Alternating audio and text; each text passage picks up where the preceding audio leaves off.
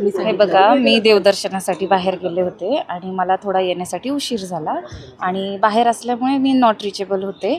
पण जेव्हा मी रिचेबल झाले, माझं पक्षाशी बोलणंही झालं आणि माझ्या सेफ्टीसाठीच मला पक्षाकडनंच आदेश होते, नार्वेकर साहेबांच्या मी कॉन्टॅक्टमध्ये होते की तुम्ही इथे पोहोचेपर्यंत, आमच्याकडे येईपर्यंत तुमचा मोबाईल बंद ठेवा, जो अजून पण बंद आहे. आता निकाल समोर आला आणि त्याच्यानंतर या हालचाली सगळ्या घडतील, हे सगळं महत्त्वाच्या घडामोडी सुरू असताना आपण देवदर्शनाला जाणं आणि आपल्याशी संपर्क कुणाचाही होत नव्हता, हे त्याच्यामुळे कुठेतरी एक नाही, हे बघा, शंका सुद्धा व्यक्त केली जात होती. हां बघा, माझं गोष्ट ऐका.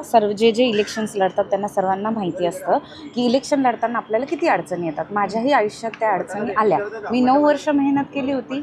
10 दिवसापूर्वी माझं तिकीट कापलं गेलं होतं. त्या दिवशी मी देवाला साकडं घातलं होतं, नवस केलं होतं की माझ्या मार्गातले अडथळे दूर होऊ दे, मी 5 दिवसात तुझ्या दर्शनाला येईल. आणि पहिल्या बैठकीत मी होते इथे उपस्थित ठाकरे साहेबांबरोबर. तेव्हा मला असं कळलं होतं की सोमवारी जायचं आहे आपल्याला कोकण भवनामध्ये. पण मंगळवारपर्यंत जेव्हा मेसेज आला नाही, मला जवळच जायचं होतं, म्हणून मला असं वाटलं मी करून येईल दर्शन. पण मागे रात्री जो मेसेज आला, मी तिथे तोपर्यंत पोहोचले होते, जो मला लेट भेटला. मग मी इथे निरोप पाठवला की असं असं आहे, पण मी येणार आहे आणि मी येणार आहे असं मी मेसेजमध्ये त्यांना सांगितलं होतं. म्हणून त्यांनी माझ्यावर विश्वास ठेवला.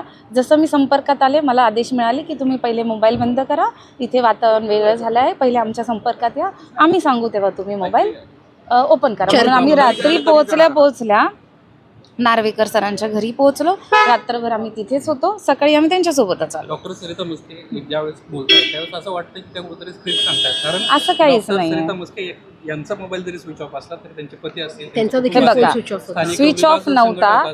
ऐका माझं, तुम्ही जेव्हा कॉल केला असेल कदाचित तेव्हा स्विच ऑफ असेल.